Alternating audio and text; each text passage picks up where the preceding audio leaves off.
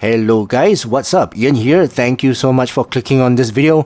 Welcome to my channel, and if this is your first time watching my video, I do mostly audio product reviews, and if you're interested in these type of content, do consider to subscribe and click on the bell, and that will help me and my channel out a lot at no cost to you, of course. Right, today I'm going to talk about this TRN Rosefinch planar magnetic IEM, but before I start, I'd like to thank TRN for sending this to me, making this video possible. However, please note that everything I say in this video is my own opinion. It is not scripted, and TRN will watch this video with you guys. Now, in this video, I'm going to go through the specifications, accessories, design and build quality, fit and comfort, and of course, my sound impression of this IEM. But don't worry, this video will be timestamped, so please feel free to skip around. Right, so let's start off with the specifications. Let's talk about the price. Now, at the time of filming this video, this Rosefinch is retailing at $43 US. I think making this the cheapest planar IEM in the market so far. So for those of you who are interested, do check out the unaffiliated links in the description below. Now, for the specifications, as I mentioned, inside here there's a planar driver. It's a 12mm newly developed planar driver, magnetic driver. The impedance is 32 ohms, sensitivity is 104, and the frequency range is 7 to 40,000 Hertz. Okay, so a very brief specifications. Now let's go through the accessories. It comes in a very nice box like this with a picture of the IEM in front. At the back, nothing much. Inside the box you will find QC check, warranty card, user guide, the usual stuff, and the ear tips. Right, you'll get 3 different types of ear tips. You got your normal bore, okay, this is the normal bore, your narrow bore, which is increases the bass, and of course TRN's very own developed T-tips. Alright, so this T-tips in my opinion is the best tips amongst the 3 types. Okay, it can articulate, it's kind of grippy. I like the grippiness of this, and the quality of the ear tip overall is very nice. Okay, so I prefer using this ear tip. Okay, so that's for ear tips. Let's go through the cable. Now this is a 4-core cable, braided cable, and the overall quality of this cable is actually pretty good, very good actually, and also it terminates with interchangeable plug, so you can change out the plug. Unfortunately, they only provide the 3.5, so if you want to change out to 2.5 or 4.4, you need to buy it separately, but the fact is you have this option to change. Okay, so that's the good thing. Of course, comes with the normal stuff, the Y splitter and your chin slider and your ear hooks. Ear hooks are nice and soft. Okay, and it terminates with a 2-pin connector. Okay, so very nice cable. Now let's talk about the design of this IEM. Now this IEM, it looks very nice, very stealthy. Okay, the faceplate is made of aluminum. Very nice design. I don't know where I saw this design before, but yes, somewhere I saw this design somewhere, but it's a very nice design. And it's made of metal on the faceplate, and then on the inside, the inner shell is very round. Okay, very round, and yeah, not much contours to it. And the nozzle is made of brass. Okay, with a paper filter.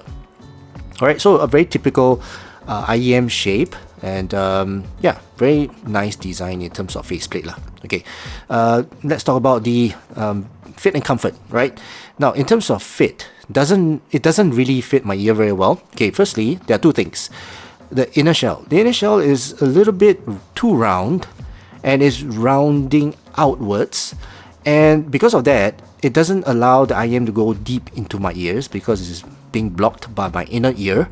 That's one thing. The other thing is that the nozzle is a little bit short, so it doesn't go deep enough into my ear, thus affecting the seal. Alright, and I need to insert this in a very odd manner in order to get that seal, and because of that, it's stressing onto the ear hooks, and the ear hooks tend to want to tug the IEM out of my ear all the time. Okay, so by using this cable, I'm not getting a good seal, I'm not getting a good fit. Okay, but comfort wise, it's very comfortable. Right, no odd shapes or any sharp angles here, and I can wear this the entire day. Very comfortable to wear. So yeah, no discomfort and no physical fatigue wearing this IEM. It's just that it doesn't really fit my ear. but that's just my ear, okay? Alright, so now let's talk about the sound of this IEM, and for that, let me bring out my graph. So be right back. Alright, so as you can see, I brought out my graph, but before I talk about that, let's first talk about the technicalities of this IEM. As I mentioned, this is $43 for a planar magnetic IEM. So in terms of value, you're getting a lot of value at $43. So it's well worth the money. The planar driver on this is really good. I've compared it with other planar IEMs. So a very, very good performing IEM at $43. You're getting quality ear tips, quality cable, and of course quality driver.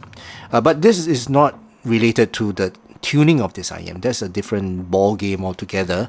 But I'm just talking about the price to performance ratio, and you're getting more performance from the price that you're paying. Okay. Now let's talk about the soundstage. Soundstage is wide. It's got good width, good height, and good depth as well. The layers are well laid out. Sound separation is well laid out as well, and the imaging is fantastic. I can identify the instruments very clearly, the position of it. In an orchestra, I can tell where the positions are, the instruments. So very, very clear imaging and sound separation. For the detail retrieval is also very good. I can pick up nuances of sounds in the background. So very good detail retrieval. Well, based on the tuning, as you can see, and overall a very resolving IEM thanks to the planar driver. Okay, so that's for the technicalities of this IEM. So yeah, do get it. I mean, it's $43. Okay, now let's talk about the tone and timbre for this IEM. Now the timbre for this is neutral, right? Neutral sounding. Note weight is light, and the tone is a bit thin. So overall, I would say this is a analytical and very clinical type of listening experience. So if you're a bass head, you like fun and you want something more musical, I don't think this IEM is going to be for you. But if you like something more analytical, something more clean, more details, then this is the IEM for you. Okay, now let's dive into the sound signature. So if you look at the overall sound signature, the treble supersedes the bass, so it's elevated more than the bass.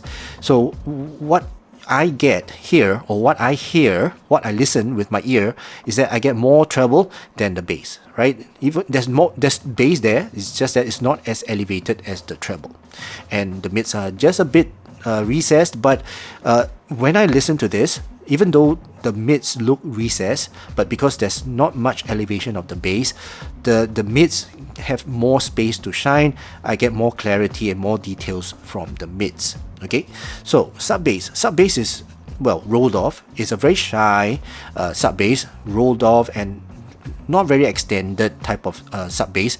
Light on the note weight. It's very correct.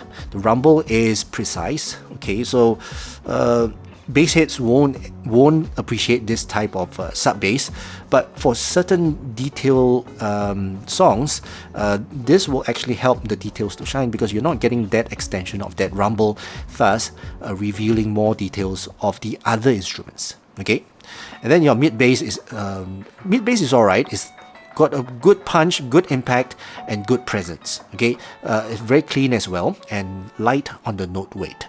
Very neutral sounding type of mid bass, not a very present one, but it's there. Okay.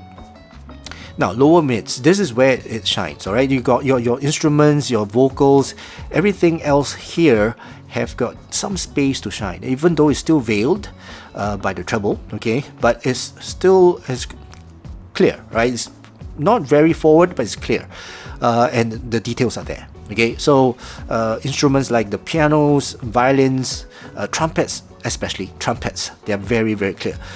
Flutes also is very clear. So yeah, instruments, they've got good presentation. It's light, very precise, and very clinical type of presentation for the instruments. Vocals. Now vocals, male vocals, they sound correct. They are not very engaging. They don't have that warmness in the presence, but they've got that cleanness there. They sound very clean. uncolored, right? They are not very colored, not very bassy in terms of the lower octaves of the voice, but they've got that presence there. It's correct presence. For female vocals, on the other hand, the female vocals, they sound very present, very in your face, and very to a point. It's going to be a bit harsh. And what I hear is that a bit fatiguing for me, but some people like it, the shrill of some of the female vocals. But for me, I'm okay. It's just that I can't take that too long, right? I can listen to it, but I can't tolerate it for too long, right? Right, so that's for female vocals. And then you've got your treble, right? So the gain to treble is not a very forward gain, right? It's not a very energetic and harsh or shouty gain. It's not a very shouty IEM. In fact, it's not really a very forward type of treble, but is kind of harsh. Okay, if you look at the tail end of the treble, so it's not a shouty, a very polite elevation to the Planar gain. So yeah, very polite type of treble, but it goes up at the back, right, whereby the presence comes in. It becomes very in your face. Female vocals, cymbal strikes, hi-hats, shakers, they are very intense, okay, very intense and very in your face, and then at the same time very harsh, okay, and it's very shrilly when I'm listening to my tracks, okay. Metal songs, pop songs, anything, you name it. I find that even orchestras, right, the cymbal strikes in an orchestra, or the trumpets in the orchestra, they sound really intense, very hot. Okay, I can take it, but not for long. On top of that, you get a lot of air, so the treble gets very extended with that harshness, right? The harshness is extended, and overall, what I hear is that a very intense treble being put in my face. So I don't get much of the bass. I don't focus on the bass. I don't focus much on the bass. What I hear is a lot of the mids being elevated, because most of the instruments have a very high octaves, and that's being elevated, very airy, very present, and very harsh. Right? So overall listening experience on this, I would say very neutral, harsh, and thin sounding type of experience. Okay, alright, so that's my overall impression of this IEM. Now, who is this for? Alright, so if you like to listen to classical music, orchestras, operas, and instrumental music, right, then you will enjoy this IEM. It's very detailed, very clear, and well, I would say the treble is very forward.